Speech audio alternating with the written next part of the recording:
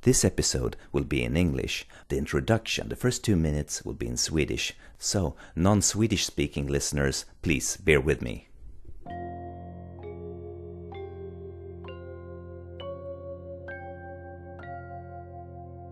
Hej och välkomna till Udda Ting, en podcast om sällsamma historier, kreativitet och kreatörerna själva.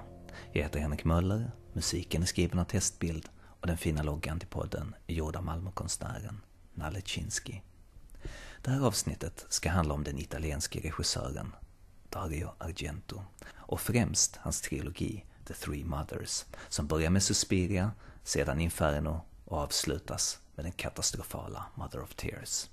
Jag har nu så här 25 år efter jag först upptäckte Argento analyserat lite vad som enligt mig gör honom intressant. När jag upptäckte honom som tonåring så var det såklart kameraarbetet, de galna åkningarna, vinklarna och det utstuderade visuella morden till intensiv elektronisk musik som slog mig. Det var helt olikt allt jag tidigare hade sett. Allt det här har genom åren blivit mer och mer mainstream, till ganska stor del kopierat av Hollywood i olika filmer, så att det kan för någon som ser det här idag kanske verka mindre spektakulärt och originellt. I och för sig, om man ser det som 13-14-åring idag och inte sett så mycket innan, så kanske, vad vet jag.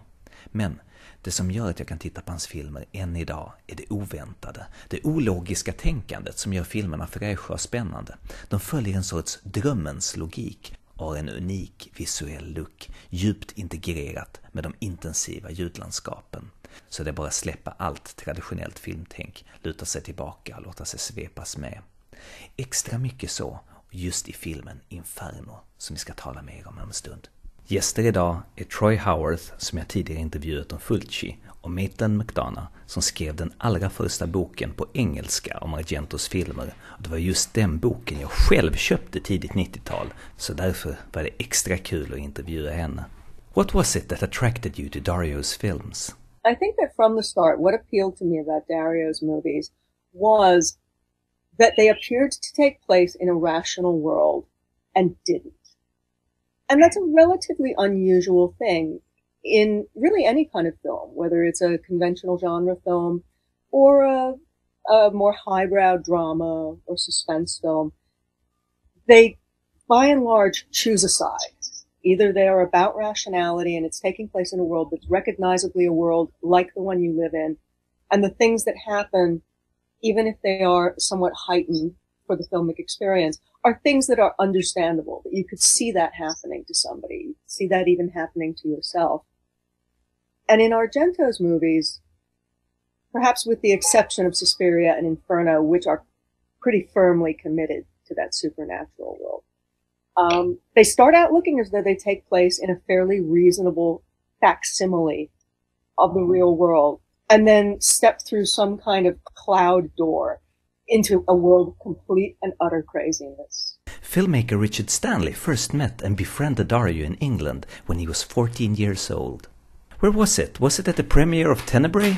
No, it was right after Phenomena. I met him at a test screening of Phenomena. Basically what happened was I passed him a joint while he was waiting outside the preview theater. He was very nervous. Dario is always very nervous about his people watching his movies.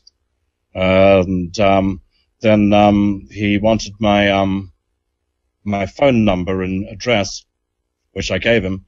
And then, much to my surprise, I started getting calls from Dario, from Dario's people every time he came back to London, asking me to bring more marijuana. So I basically, for a while, became Dario's supplier for the soft drugs, which is also how I get to know what Dario was taking at that point in time. And this arrangement went on for a number of years and extended to different film festivals. So in the course of it, Dario also kept passing me on to other people. So when Michele Soavi came to London, immediately I'd get a phone call, can I come and see them? And it would be the same deal. I'd have to round up something to smoke and go and give it to Michele. So Dario passed me on to the other members of his entourage. And often this led to ridiculous situations, like at the festival at Avoriaz in, I believe, January 1990. I recall, because the Gulf War was just breaking out. Dario was nervous to get on the aeroplane to fly to the film festival, and phoned through in advance and said that he would only get on the aeroplane and fly to Switzerland if we could make certain he had something to smoke when he got there. That led to me and some poor lady from Tiafun running around a fucking Swiss ski town in the middle of the night in like January 1990, just after the Gulf War broke out, desperately trying to find dope for Dario. So yeah, that ran for a number of years. Then somewhere around the time when I finally started making movies myself with hardware, we were able to kind of balance the relationship. And Dario was the first person I showed hardware to when it was cut. But to understand the origins of the Three Mothers trilogy, we must start with the film prior to Suspiria, Deep Red, and Dario's meeting with the woman that would inspire those films, Daria Nicolodi. Do you know if Dario and Daria were together in a relationship before Deep Red?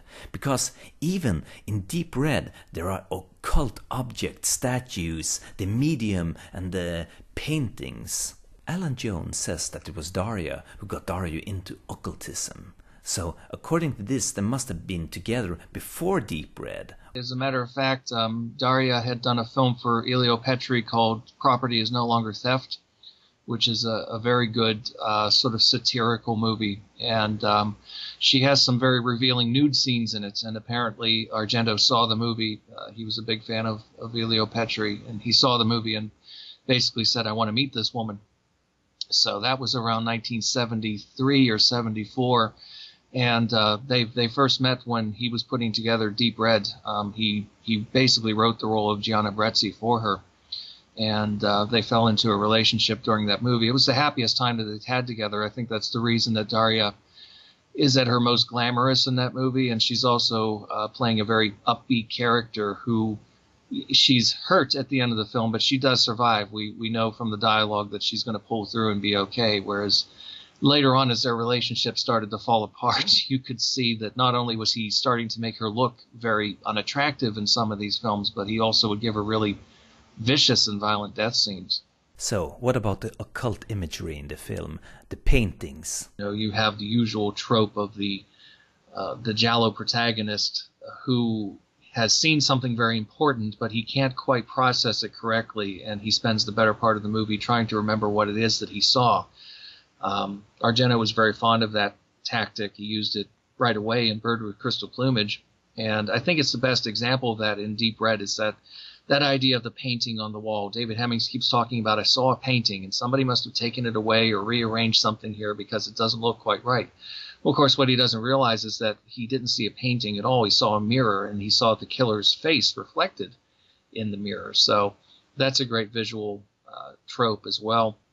But as far as the occult angle goes, I think more above and beyond anything else, it's one of those things that helps to elevate the kind of creepy factor and take it into something more than just a straightforward thriller. It's not so much a suspense thriller as it is a shock horror thriller. And so Deep Red is one of those giallo movies that definitely can be classified both as a suspense film, but also most definitely as a horror movie. I know that you think Deep Red is Dario's probably his best film. Why do you think so? First of all, the movie benefits enormously from the participation of a great screenwriter named Bernardino Zapponi. Bernardino Zapponi was a longtime collaborator of Federico Fellini, and I think Fellini, like Argento, was one of those filmmakers who had really great, bold, imaginative ideas, but sometimes had a hard time putting them together into a coherent story. And Zapponi was therefore really well versed in how to take these big, bold, original concepts and provide a solid framework.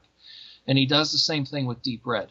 And one of the things that he brought to Deep Red was, obviously Argento was looking to up the violence a little bit and make the movie more disturbing and more graphic than his earlier movies. Zapponi realized that audiences would react more strongly to physical things that they could somehow relate to. He said, for example, not many people can really react or relate to the idea of being shot. Fortunately, many of us have never been shot, whereas most of us have bumped our leg on a sharp piece of furniture, for example. So therefore, you could somehow incorporate, again, very mundane, everyday things that you could react to on a kind of visceral level, like scalding your hand in the water or bumping your leg against the sharp edge of a piece of furniture, and using those things to really make the scenes even nastier and more visceral. So you have a character getting his teeth bashed in against a mantelpiece, which is, in many respects, one of the most disturbing sequences that Argento ever staged. A woman being basically scalded to death in this incredibly hot bathtub, and so forth. And he was really, really good at giving the story some sense of structure and some sense of coherence, so that even though there are things in Deep Red that don't necessarily make a lot of sense. For example, when Professor Giordani is being taunted by the killer, he sends this mechanical doll into the room. Well, how the hell does that doll walk across the floor? It really doesn't make any sense, but it doesn't matter that it doesn't make sense because it's just so creepy, and everybody remembers that. And you'd have to be a very pedantic kind of viewer to sit there and really grumble over the fact that, well, how did that work? How was that possible? When I started interviewing Maitland and Troy, I came to understand that as scholars, they rightly so were most interested in Dario's giallo thrillers. But as this podcast will focus mostly on the Three Mothers trilogy, I needed yet another voice. And I immediately thought of director Richard Stanley, who not only shares my interest in Suspiria and Inferno, but also is very well versed in alchemy and the occult. Maitland and a lot of the other Dario scholars try to force him into a Freudian matrix. The giallos are a field day for Freudians, because they're just full of all kinds of barely repressed imagery, and it all makes a good deal of sense.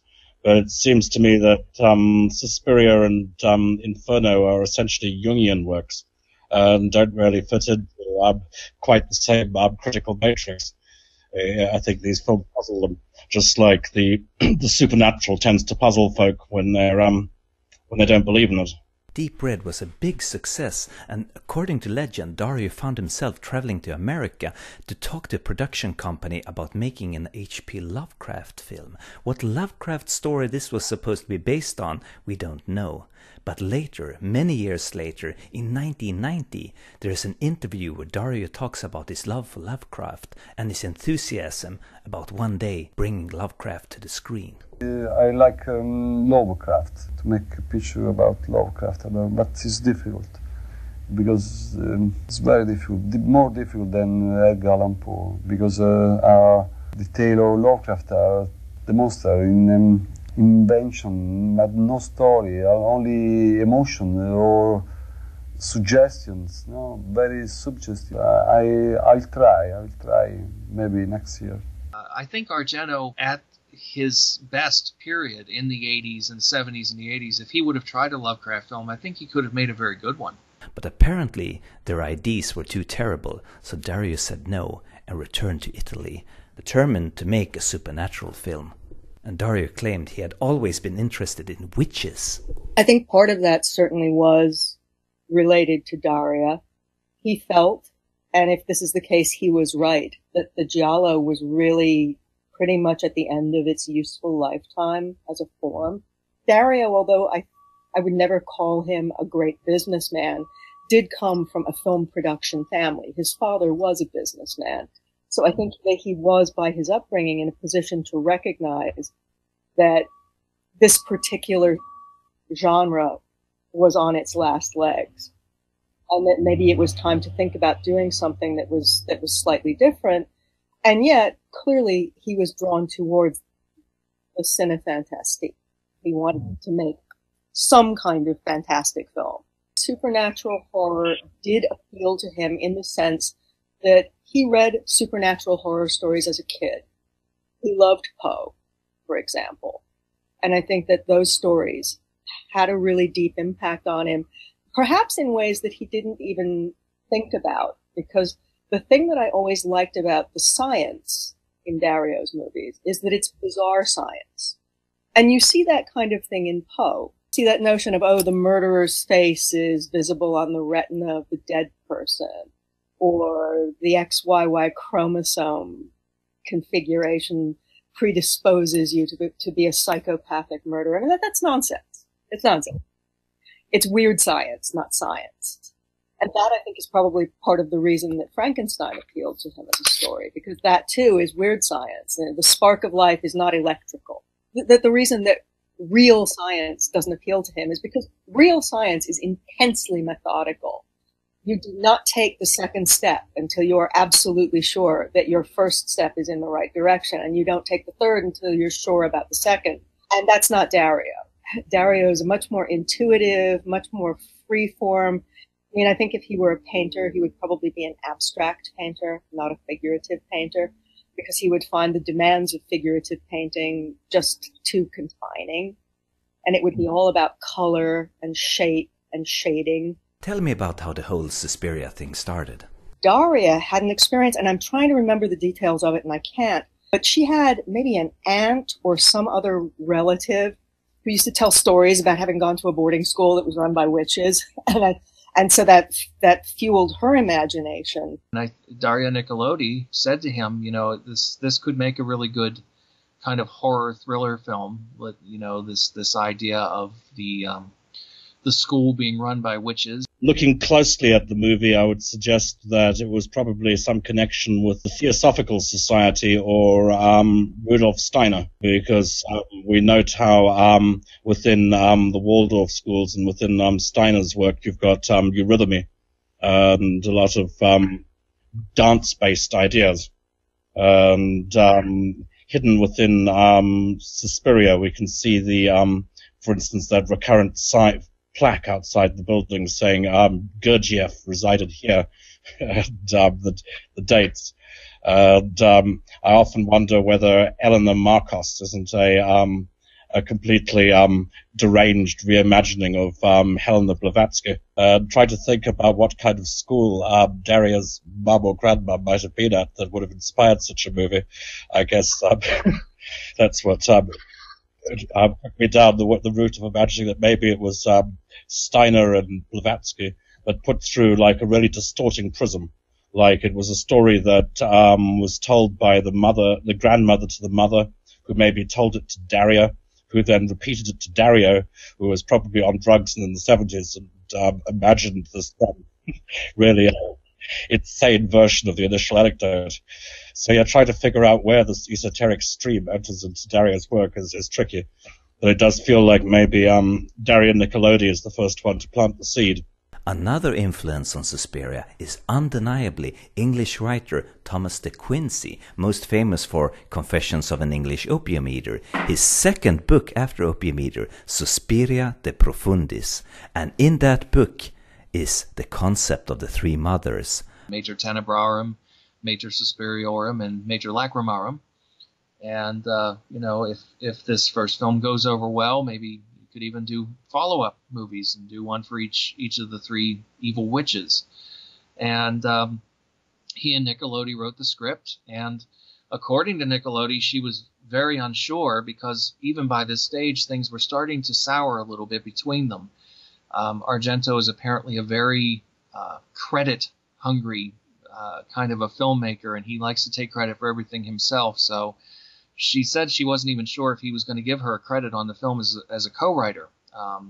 But she was relieved when the film finally was put together and she saw her name up there on the screen. So obviously they were still getting along well enough at that point that she was able to get a co-writing credit, whereas on Inferno he took sole screenwriting credit on that, even though she and Dardano Sacchetti had a hand in writing that one as well. But if you look at the film, Dario is solely credited as the writer of Inferno. He's solely credited for Inferno, and that's always been a source of great irritation with Dardano Sacchetti and Dario Nicolodi, because I think Nicolodi, even more than Sacchetti, had a big hand in the writing of that film. And at that point, Argento basically, I think, well, I mentioned before Bernardino Zapponi, and you might wonder, why did he not use Zapponi again? Because obviously they collaborated well. Zapponi liked Argento. He kept saying, I would love to work with him again. I think it comes down to that issue of authorship. And he didn't want to have a well-known writer working with him. He wanted to have, if he was going to have a collaborator, it'd be somebody like Franco Ferrini, who wasn't terribly well-known apart from working on Argento films. He didn't want to have somebody with a really strong sense of authorship that people might say, well, this movie turned out really well, but maybe it's because of this other person. I think he wanted to be seen as the sole creator. But on Suspiria, at the very least, he did the right thing and gave Nickelodeon the credit that she deserved. She was originally supposed to play one of the lead roles in that film as well, but stories vary on that, whether she injured herself during rehearsals or whether Argento just basically decided that he didn't want her doing it. I'm not altogether clear on that, but basically she was going to play the part that Stefania Cassini ended up playing, Sarah's friend at the Academy. So she had a very big presence in the film. Definitely true to say that I think a big part of the reason that the first two entries in this trilogy are as good as they are is because of Dario Nicolodi.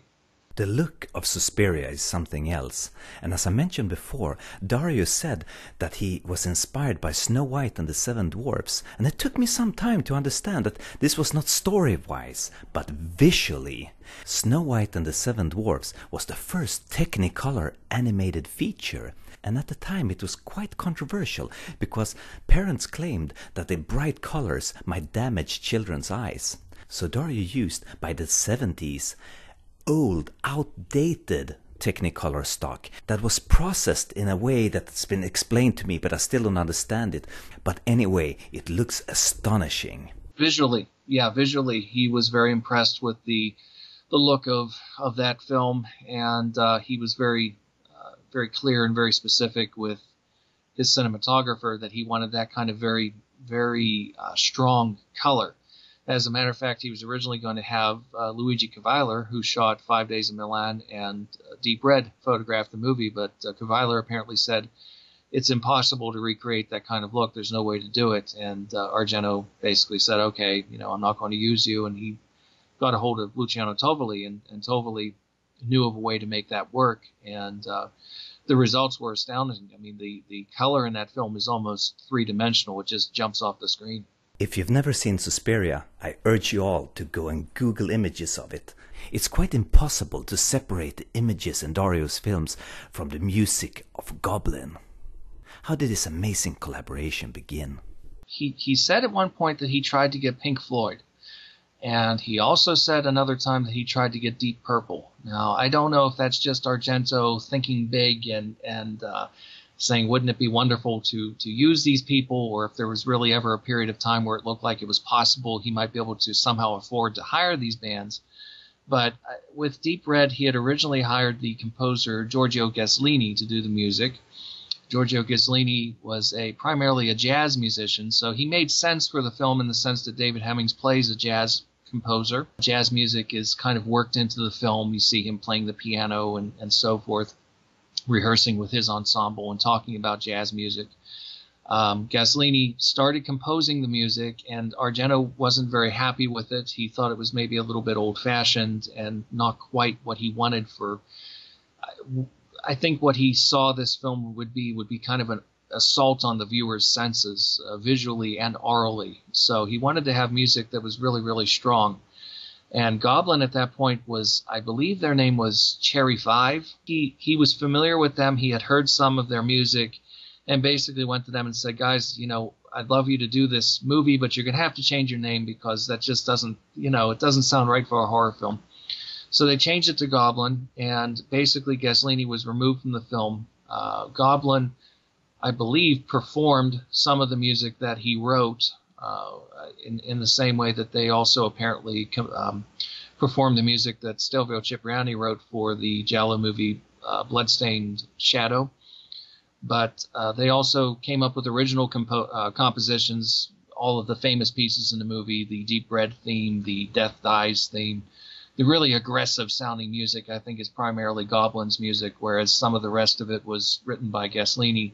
So it wasn't until Suspiria that they actually wrote a complete original soundtrack for Argento, but I think Deep Red is, in some respects, probably my favorite of their scores for any of the films that they ever did. The music of Goblin is a bit like Dario's films themselves. It's sort of a special taste, an acquired taste. A lot of people think it's silly and tacky, but I love it. I have almost all the soundtracks to Argentos films by Goblins, and I play them frequently. Well, Suspiria had come out in February of 1977 in Italy, and it was sold all over the world. It was enormously successful. It made a ton of money.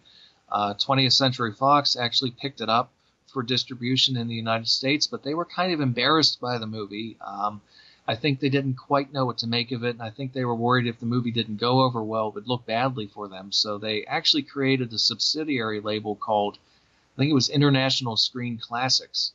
And so you don't have the Fox logo anywhere on Suspiria, but a lot of the reviews were very good.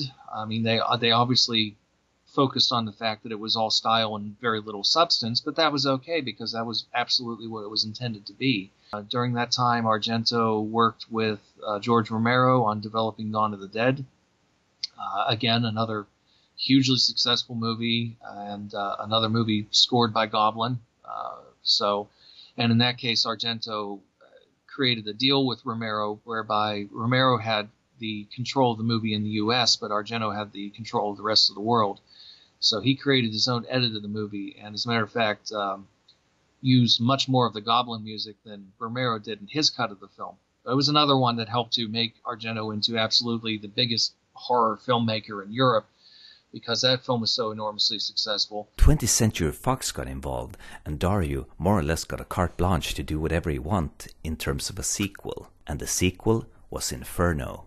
Not a happy experience. I mean, apparently there were just a lot of difficulties with making the film. Argento had some illness. You know, at the height of his powers, and also, I guess, at the height of his substance abuse at this point in time, the stories from the sets of Inferno would tend to confirm that he was pretty much off his trolley most of the time.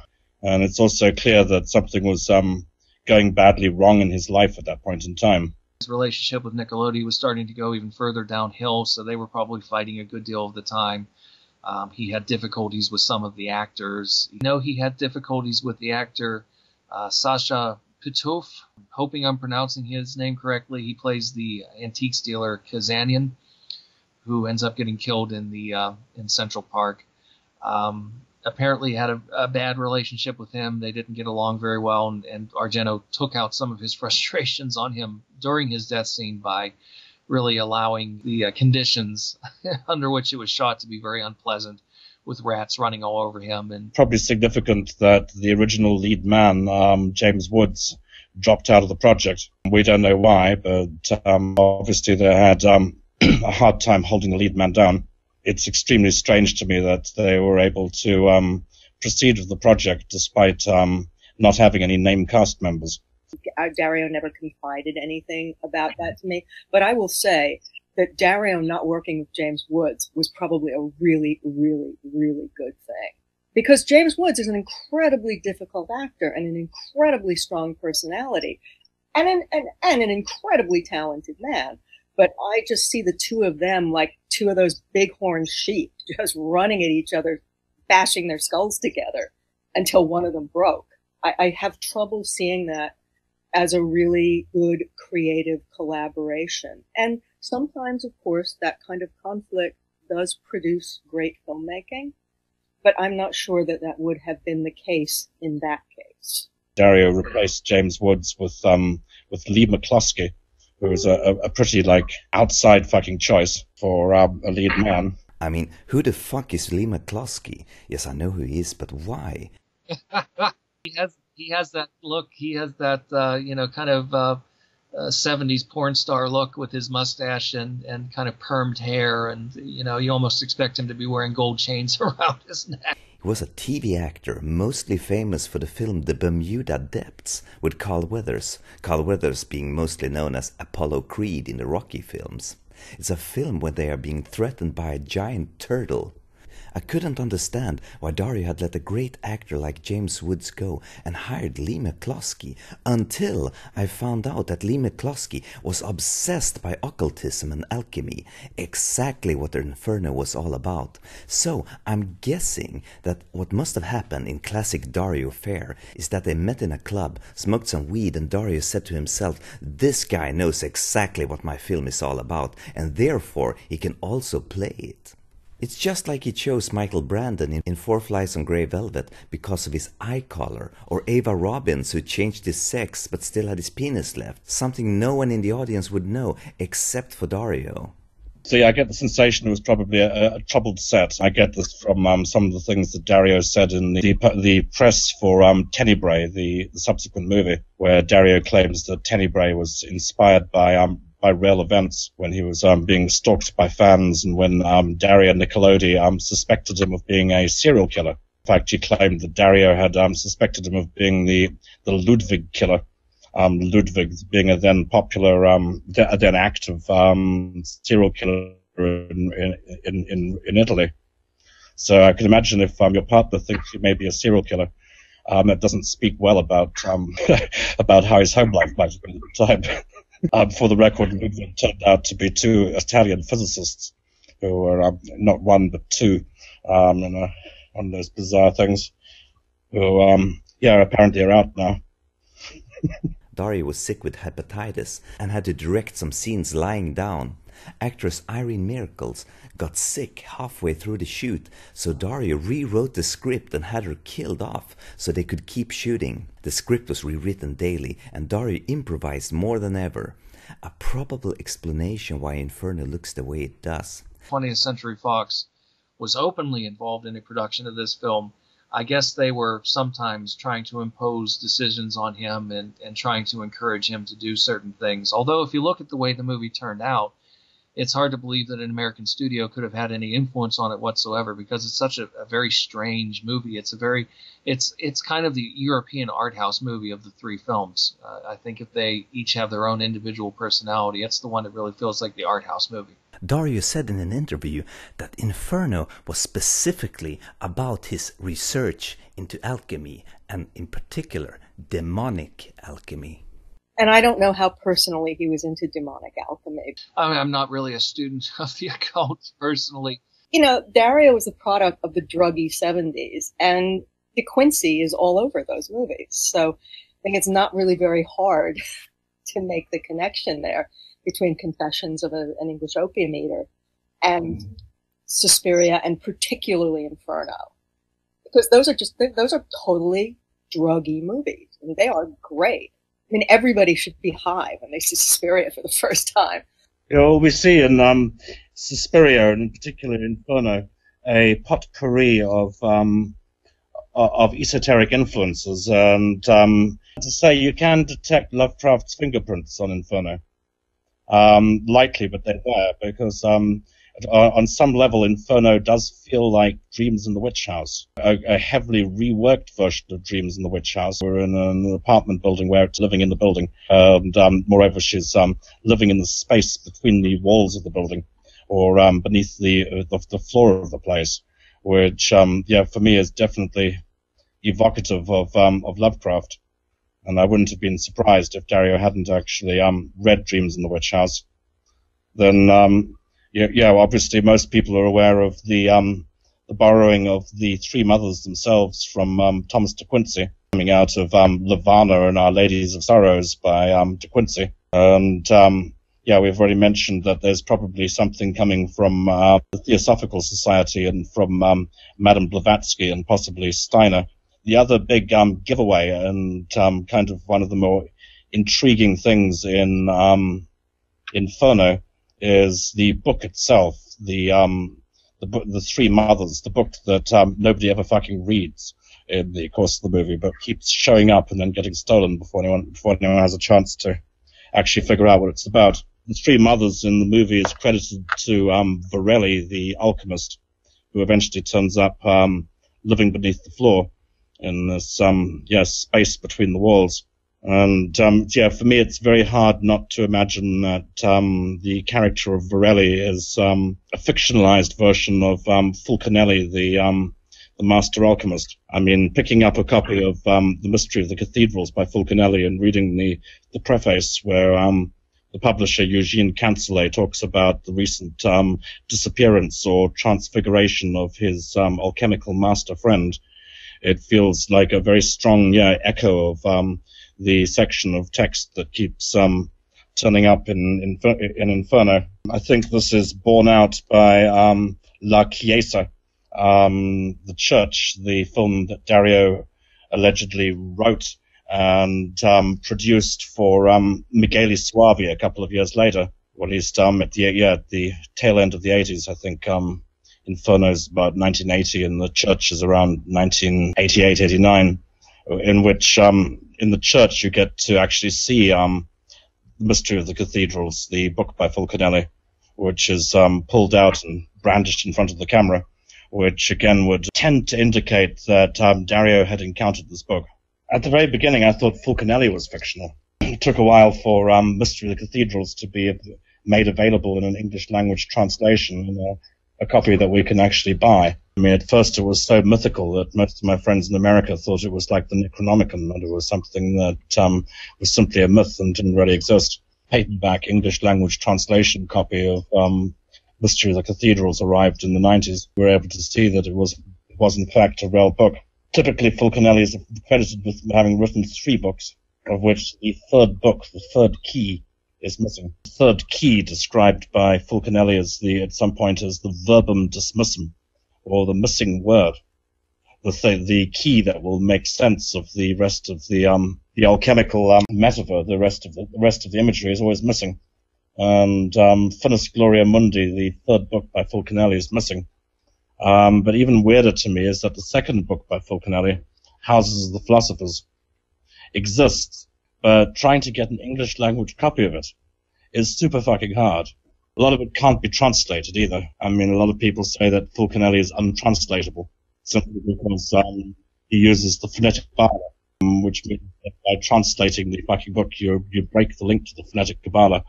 It no longer has the same esoteric content that it did in its original French. You told me once that Dario was very interested in architecture communicating an alchemical truth. Fulcanelli's thesis is basically that Gothic art and Gothic imagery is a secret language containing an encoded esoteric or alchemical message. And I think this notion of Gothic art and architecture carrying within it a secret message probably grabbed Dario's imagination. It's apparent in Suspiria as well. The Tanz Academy, or the apartment building itself, is kind of the whole point of the movie.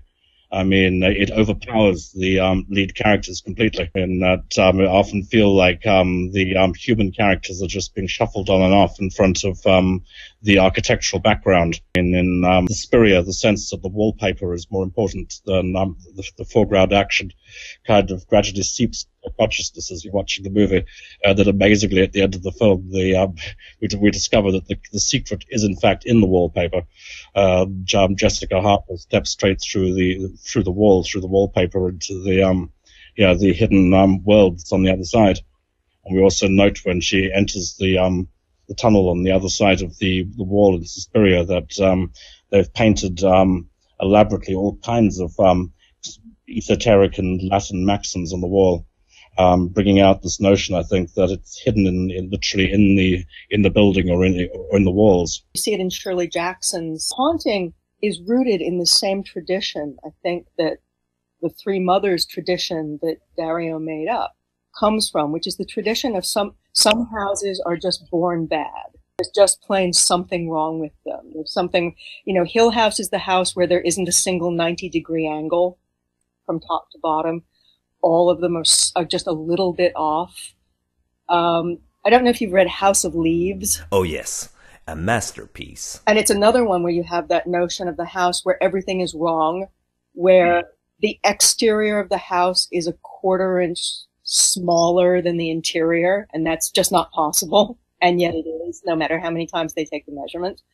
I think the Varelli houses, the houses of the three mothers, are part of that continuing tradition. They're like the House of Usher.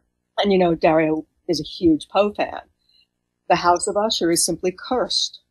And that's why eventually the earth swallows it up. Inferno sees one of the last appearances of legendary director, cinematographer and special effects artist Mario Bava. Mario Bava is known for virtually creating the Italian giallo thriller. He was way ahead of his time, using the brightly colored filters of red, blues and greens and yellows that Argento later became famous for using in Suspiria and Inferno. Mario Bava came onto the set to help on with some special optical effects for Inferno, and especially directing some scenes when Argento was very sick with hepatitis. He's not credited on the film, and I suspect that was because he didn't want to be credited, because he was a established director. I think he probably saw coming on to do some technical work like that as kind of a step backwards, so he was happy to do it, but didn't want any credit for it.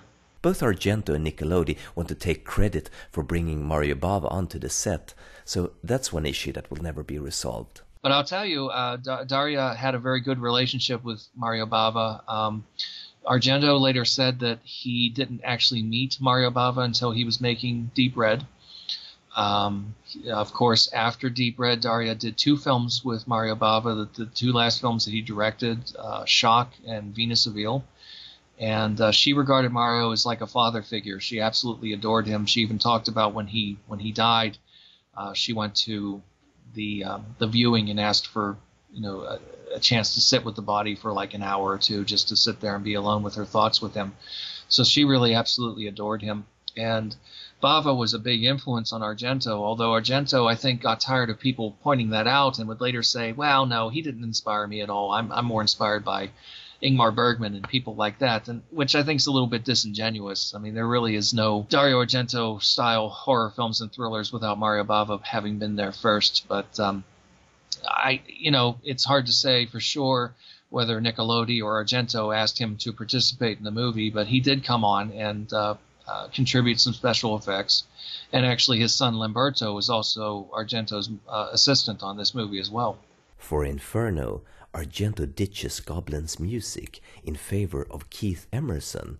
You might think this is an odd choice, but Keith Emerson's music works really well in that film. Argento was really impressed by Emerson because he said in an interview that Emerson pushed huge knives down between the keys of his organ when he played. He probably just didn't want to repeat himself. I would imagine after having done Deep Red and Suspiria and Dawn of the Dead with Goblin, probably wanted to change things up a little bit. Keith Emerson was a big name at that time, obviously. He was Emerson, Lake and Palmer, and he was getting into film music as well. He did a really good Sylvester Stallone movie called Nighthawks. And he ended up doing some more Italian horror films as well. He did the music for Lucio Fulci's Murder Rock, and he did some music for Michele Soave's The Church. It's so very interesting the way it plays against the images. It has this very hypnotic, almost kind of a Philip Glass quality to it. There's a lot of piano music throughout the movie. But then sometimes it gets really hysterical as well, like when the Eleonora Giorgi character goes on her taxi ride, and this music kicks in that's tremendously exciting. And also when McCluskey's exploring underneath the house and this Major Tenenbaum theme comes in, which is just absolutely wonderful. I think Emerson was a coup in some respects. He was a real name, and probably from an international perspective, he was a bigger name than Goblin was. With 20th Century Fox being involved, they may have also said, you know what, could you try and get somebody whose name is actually going to mean something to an American and British audience? So if you put Emerson's name up on the poster, it actually meant something as well. Suspiria may be the film that works best from beginning to end, but Inferno is Argento's masterpiece, without a doubt. I asked Richard Stanley why it was a film that he, like me, revisited again and again. First meeting, it's that problem of the film making no kind of sense. It being, to all intents and purposes, a bad movie. Like, the dialogue of the film is just like some of the worst dialogue in any of the Dario films. There's just, awesomely inane exchanges, which are so strange and stilted that one can't imagine it's accidental. I guess it is, but almost everything that comes out of people's mouths is barely coherent. The appearance of one title card of like half an hour into the movie saying later that same night in Rome also shows a complete lack of any kind of conventional plot.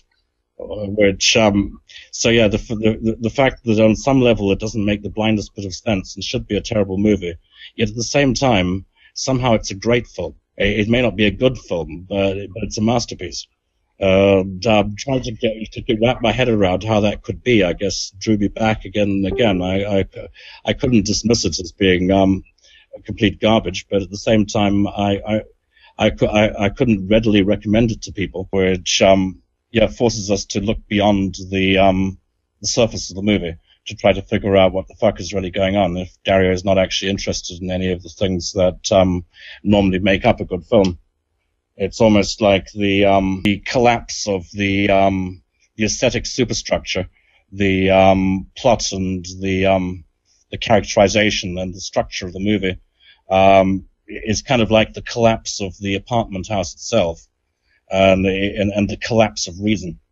In that it gradually forces us to look into the dreamlike Jungian archetypes that lie beneath the surface. It kind of almost forces us to deal with the unconscious. The scene in which Irene Miracles dives into a water-filled room, I think, is a pretty clear metaphor for diving into the subconscious to retrieve the key to the mystery. She drops her keys fall through the floor, through a hole in the floor, and she finds that there's an entire flooded underwater ballroom underneath the floor, what is presumably the basement floor of this building, and dives into it to retrieve her keys, which are on a very lovely snake-like keyring. It's very, very attractive when you see it in close-up. I don't think it's a coincidence that Dario is so obsessed with keys and doors. And once again, a character is forced to retrieve a key from fire in the end of opera. And it feels like there's this kind of unlocking of a series of Chinese boxes. I mean, it's fairly apparent as well that we should take the large house of many rooms to be a metaphor for Dario, for the filmmaker. We're kind of walking around inside his mind or inside his unconscious. It's like a film where the subtext has escaped into the foreground. Tried to talk to Dario about it many times in the course of knowing him. In the earlier years, Dario would always shrug it off and kind of break eye contact, look at his feet, change the subject, and just would never fucking talk about Inferno or the Black Mother. For a while, he seemed to push it right out of his consciousness. And Tenebrae, we can see as a reaction to this as well, that he completely ditches the Gothic architecture and the stylized lighting, and butchers the Mother of Darkness immediately at the beginning of the movie, or at least butchers the Mother of Tears. Brings back the actress from Inferno and kills her in the first killing in Tenebrae, while simultaneously stuffing the pages of the book into her mouth, which definitely seems to be a way of saying goodbye to all that at that point in time. So yeah, he seems to have been very down on Inferno, and I think a lot of the cast members and probably 20th Century Fox felt the same way, because it was obviously very poorly reviewed and received. Over the years, I talked to Dario about it, and talked to him again about it, and talked to him again about it. And he gradually came round. Somewhere around, I guess, 2005, he started embracing it as being his favorite movie. Although he was still unable to explain why. I recall a screening at Raleigh Studios that was organized by John Landis and Joe Dante for a bunch of the studio heads, and they'd gotten nice new prints of the films to screen. And they screened Inferno. At the end of the screening, Dario came up to say a few words, and again looked utterly wasted, and kind of staggered out in front of the audience and started up about how this was his favorite film because it was written in a hidden language, and then in a secret language. I think Landis, one of the people from the auditorium, asked him to clarify this, whether he was talking about semiotics or or what he meant by hidden language, and Dario kind of froze or sort of blanked on stage and couldn't explain what he meant. And kind of looked around the auditorium and suddenly said, "Where's Richard? Richard can explain." To my regret, I was outside somewhere having coffee with Asia and didn't know about this and missed the moment. But yeah, Dario definitely embraced it, but still had a hard time explaining why he loved it. I think everybody more or less agrees that Daria is the one behind Suspiria and Inferno. But when she, later on, wrote her own script for The Third Mother, directed by Luigi Cozzi, called The Black Cat, that film was a total turkey. And you can see that she's still driving at the same theme as well. That she's still trying to tackle the Mother of Darkness, but she's also trying to get revenge on Dario at the same time. So and it's made by Luigi Cozzi. So yeah, trying to figure out what's happening in that one is kind of good luck. But it's kind of their divorce movie. Kind of interesting the way that it tries to break the fourth wall and have the Mother of Darkness actually invading the movie set. It feels almost like Dario is hoping that the supernatural force or the Mother of Darkness herself will take revenge on Dario and the stupid movie people for getting it wrong. I mean, it's weird to me also that it's called The Black Cat, which has got almost nothing to do with the movie, but it's the same title as the piece that Dario made that year. And that Dario did his version of the Black Cat for Two Evil Eyes, same time as Luigi Cozzi movie. The resources just weren't there. I mean, bear in mind that Argento's movies were, by comparison, especially after Deep Red, they were fairly big productions, and I think the Argento-Nickelodeon dynamic, essentially they brought out the best in each other, and once they kind of split off and went their separate ways, I think they both suffered. The Edgar Allan Poe Black Cat story is kind of swings around the central moment where the lead character, the narrator, having gotten away with murdering his wife, can't resist drawing attention to the crime by knocking on the wall of the room and saying, what secret could possibly lurk between these soundly put together walls? Always jumps out at me, bringing us back to this notion of the secret being hidden in the wallpaper in Dario's Black Cat behind the video rack. What Richard was talking about was the meta and autobiographical elements in Dario's films. But I have to say it goes very well along with Edgar Allan Poe's theme, Imp of the Perverse, which means that the killer can't help but to draw attention to himself in classic serial killer fashion by leaving little clues behind for the police to find. Which ties in what Richard was talking about earlier, that Dario Nickelodeon suspected Dario of being a serial killer. Dario's next film was Tenebrae. Well, Tenebrae might not have much to do with Inferno and Suspiria. It's every way as mysterious. Dario always said that Tenebrae was inspired by something terrible that happened to him in America. What was it that happened to him?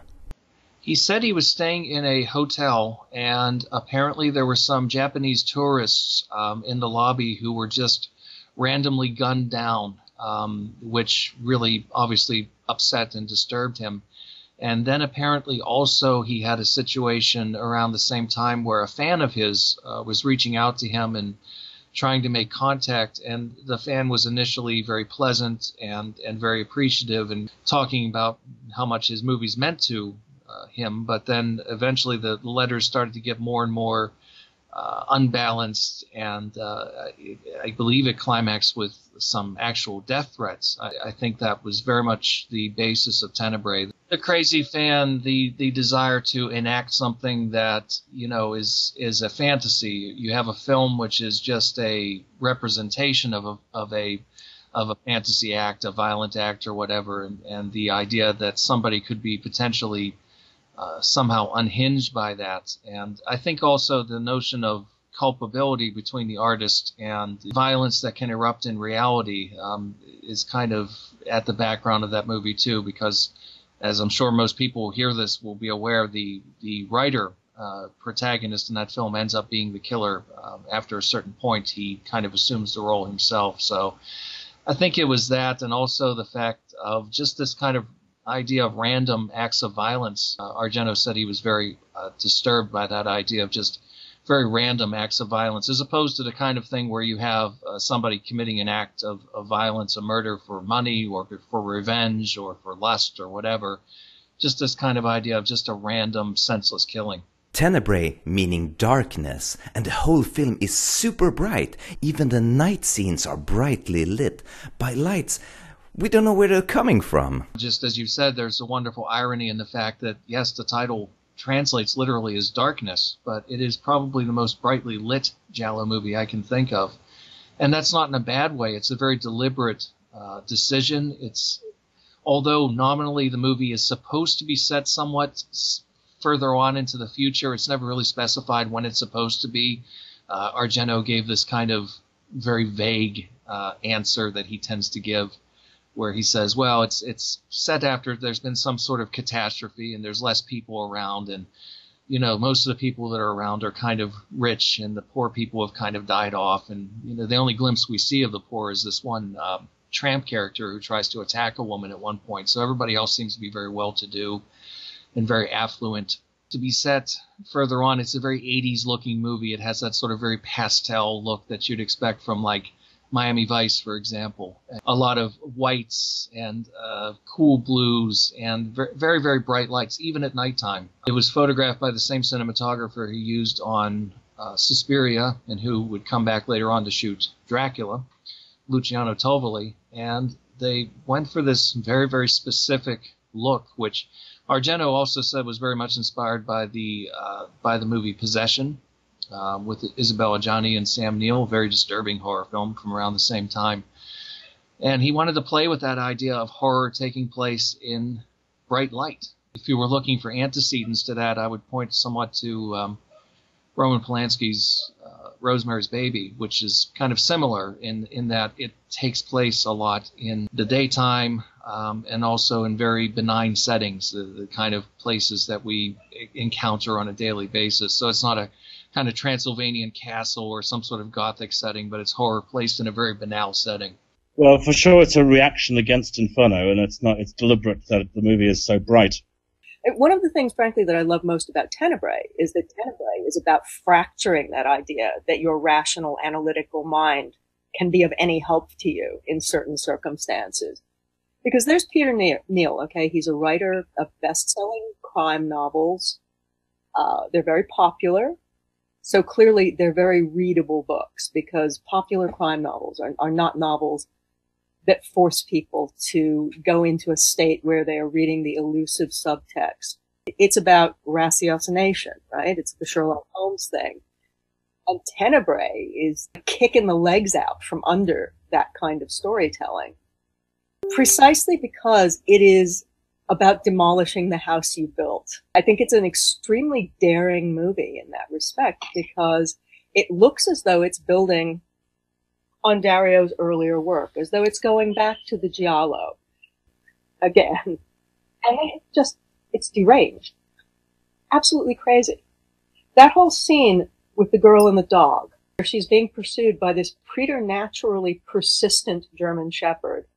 There's no reason to be chasing her that way, because, the reason people buy German Shepherds as guard dogs is because German Shepherds stand their ground. German Shepherds don't leap over fences to chase little girls, basically.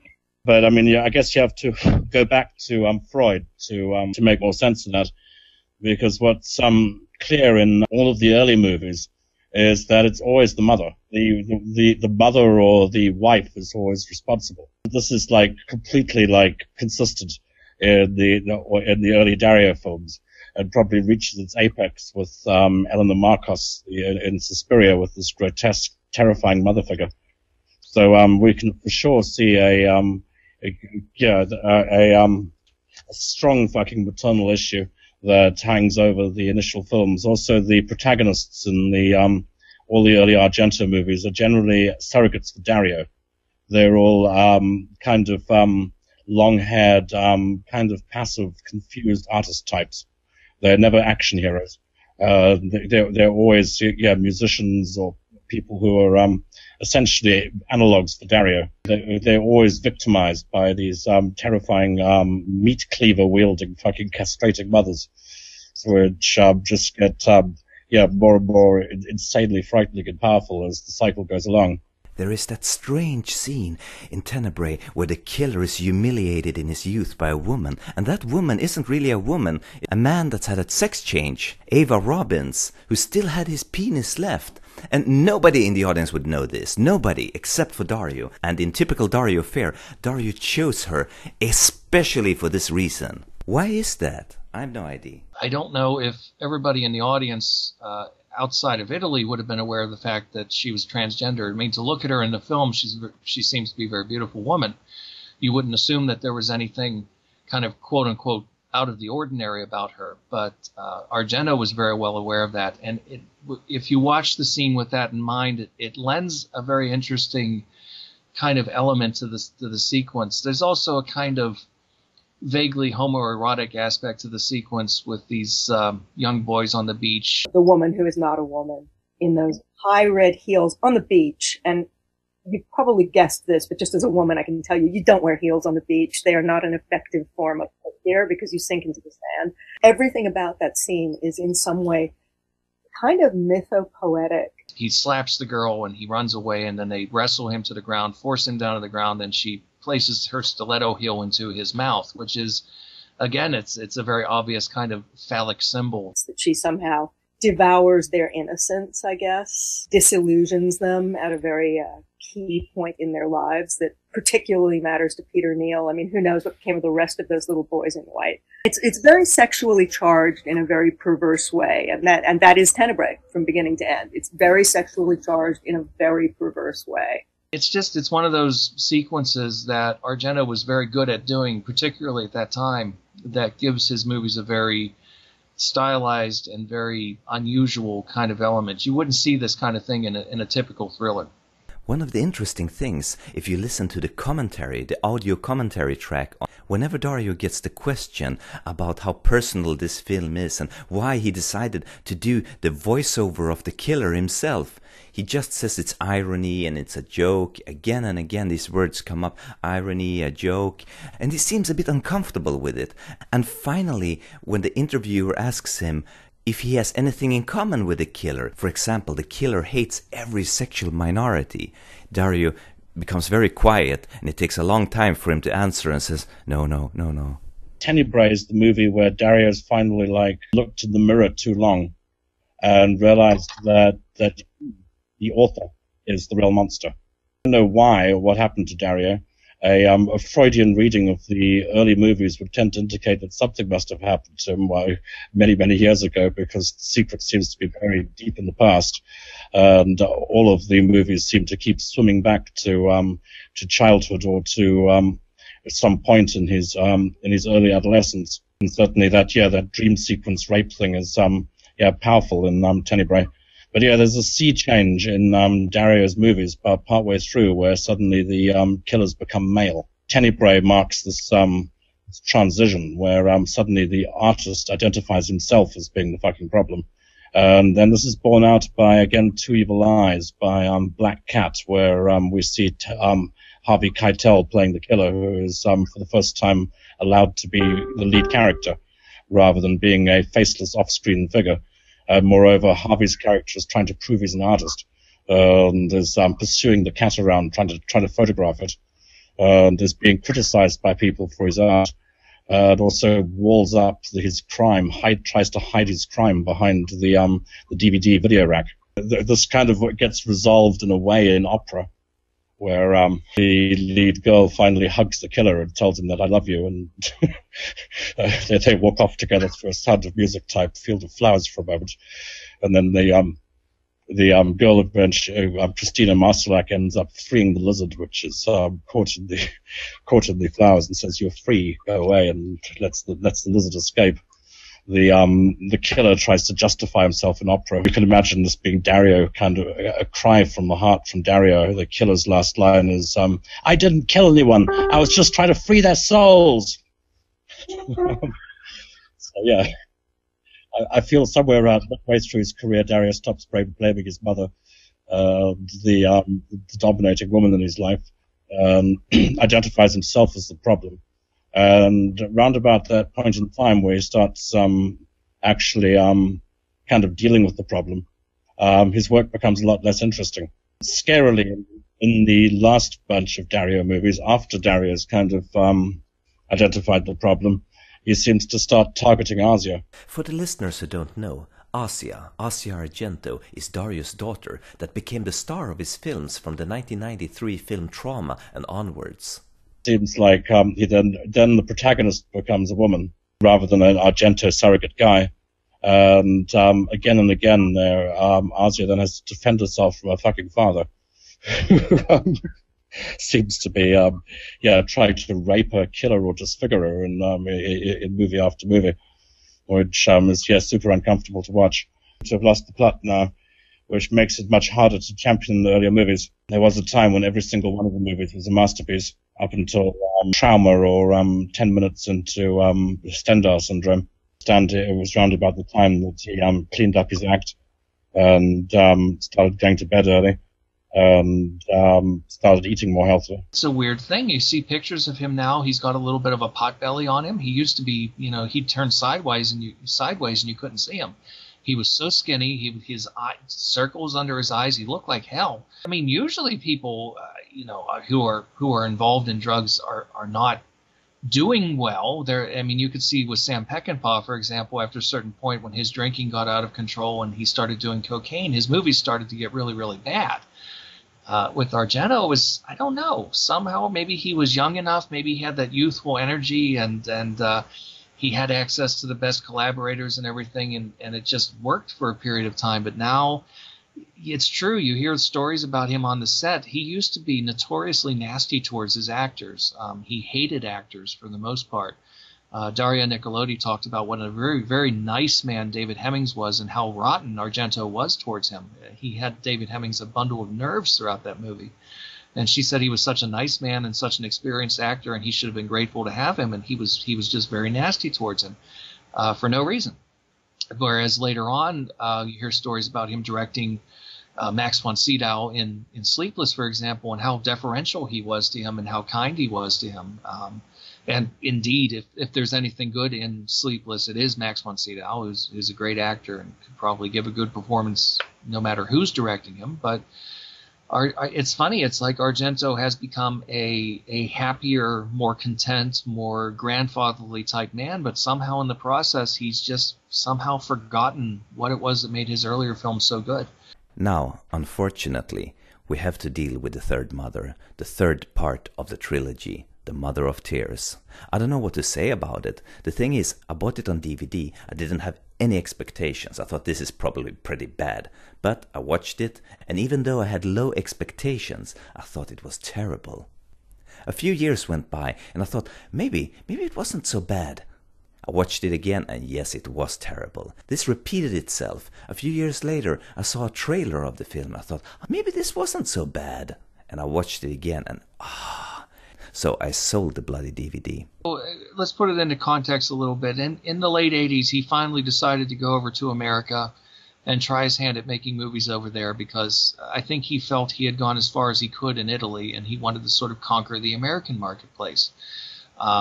His name didn't really mean a lot in the American marketplace. His name wasn't like John Carpenter, for example, or Wes Craven, or George Romero. He was this sort of weird Italian guy who made these little arty, strange horror movies. So he came over here, he tried that, and I think he made a couple of very good films over here. I actually really, really like his segment of Two Evil Eyes, and I'm also fond of Trauma. But they didn't do well. Selling Trauma as, Dario Argento's Trauma in the same way that, Carpenter had his name over the titles like John Carpenter's Prince of Darkness and things like that, didn't work because people just didn't know who he was. And so then he went back to Italy. He did probably his most violent film, his most disturbing film. It was a return to the giallo called The Stendhal Syndrome. And it was reasonably successful. I think it confused a lot of people. I think it put a lot of people off, but I think it's probably the last great film that he ever made from my point of view. One of the main attractions in Dario's films had always been the visuals. So when Dario started shooting on digital video, his films started to look like shit. And I think maybe if he had started out his career working digital, he might have learned. Because there are people shooting on digital now who can produce a really rich, good look. But Dario not only learned to shoot on film, Dario learned to shoot on old Technicolor film, which was extraordinarily beautiful and had an incredibly dense and rich color range. Because, yes, you can light badly on a Technicolor film, but it's a lot harder than it is to light badly on digital.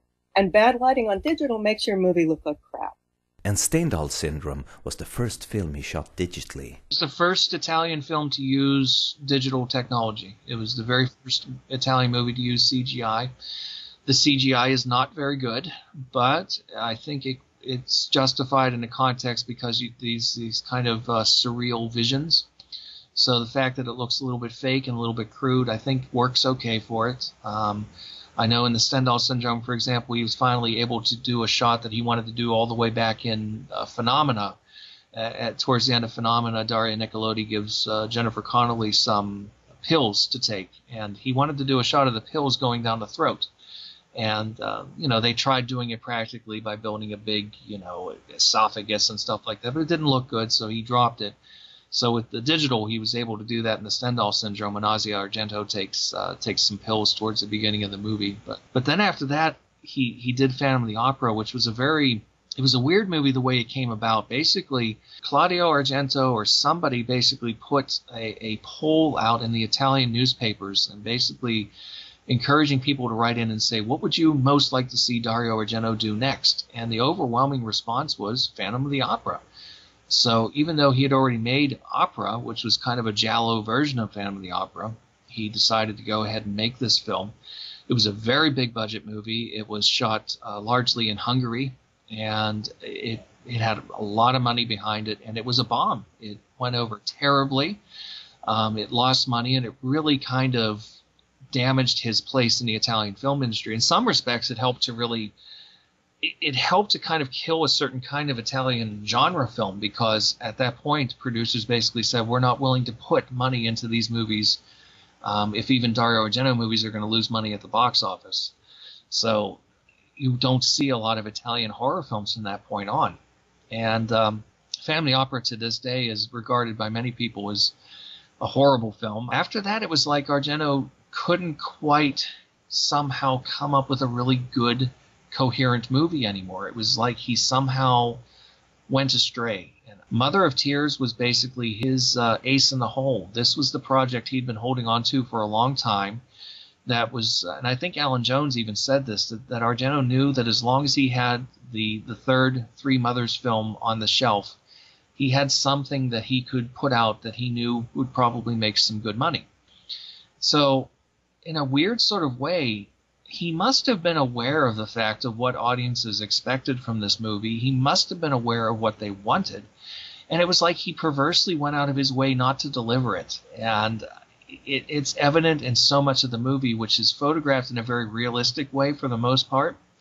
You don't get that really strong sense of color and everything that you see in the earlier films. And really, that would have been the easiest thing in the world for him to do that, to just slap the red and green and blue gels over the lights, but he doesn't do it. Like a trash grindhouse movie in some ways. You have the scary witch in Suspiria, then you have the kind of sexier but more modestly presented one in Inferno, and then you have this girl with sort of silicone tits naked in Mother of Tears. And he takes the violence to a level that goes beyond the sadistic into something that at times is really, really uncomfortable. There's a scene in the film where this white witch is revealed to be a lesbian, and she's in bed with her lover, and they're killed off in this very sexualized way. As a matter of fact, the one is even penetrated with some long, sharp, phallic-looking object right through the vagina. And it's almost like he's going out of his way to be in bad taste. And I think that's something I wouldn't say of Argento's films, especially in the 70s and early 80s. You never felt that they were in bad taste. Even in Tenebrae, as violent as that was, there was something really elegant and really beautiful even about a woman getting her arm chopped off and the blood splashing all over the white wall like a piece of artwork. It's the grindhouse movie of the three films, I guess. The critic, Kim Newman, he said that watching The Three Mothers, was it the third mother, Mother of Tears, he said it was like Peter Jackson had made Fellowship of the Ring and The Two Towers, took off 20 years, and then came back to finish the trilogy with Hawk the Slayer. Hawk the Slayer was an extremely cheap and very cheesy British fantasy movie from the 80s. So it was basically like he had made these two very cutting-edge, very, very stylish, very technologically advanced movies, and then came back 20 years later and made a film that looked far cheaper and far crappier to finish off the trilogy. The decline in quality in Dario's films, I think it's quite exceptional. Big decline. It's a shocking decline. And people talk about John Carpenter, but I don't think that he ever had that kind of decline. I mean, he just basically stopped making movies. He got to a point where he said, I'm sick and tired of dealing with the studios and everything, so I'm going to stop. He made a couple of bad films in the 90s, but for the most part, his movies weren't that bad. George Romero can't really get movies made these days. His last Living Dead movie wasn't very good, but it wasn't that bad. Argento is kind of like Tobe Hooper at this point, where, you know, after a certain point in the 80s, Tobe Hooper just started making one terrible movie after another. And don't forget, The Mother of Tears was actually co-written by the American writers who co-wrote a couple of Hooper's later films like Crocodile and things like that. So, you know, why did Argento go to these writers to help him write the movie that was supposed to kind of put him back on top? It was almost like a suicide mission or something. It was like he went out of his way to make a film that would not satisfy anybody. And he was successful if that's what he was setting out to do. Maitland Mcdonagh, I think, hit the nail on the head with the main reason why Dario's films started to go downhill. I think the worst thing that ever happened to Dario was that he stopped being able to burn through money. And I think that that's the big thing that's wrong with a lot of his later films.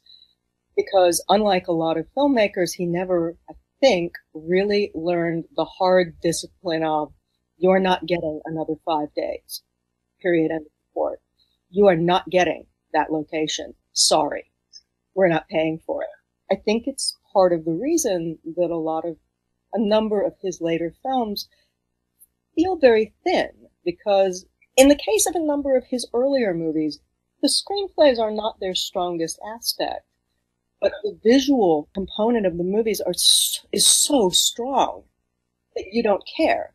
But when you get to a movie like The Card Player, the flaws of that screenplay are thrown into high relief by the fact that it also doesn't have the production values. You need money to make that work. And you need more money now than you ever needed before to make something like that work. And I think that money is just not available to Dario now. Richard Stanley talked for a long, long time, and he told me many interesting things, too many to include in this podcast.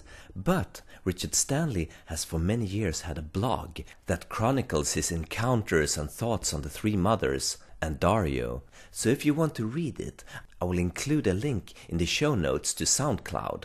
Otherwise you can just Google Richard Stanley, The Three Mothers, The Black Mother. Och med de orden säger vi tack för den här gången. Mitt namn är Henrik Möller. Musiken är skapad av Testbild. Hej då.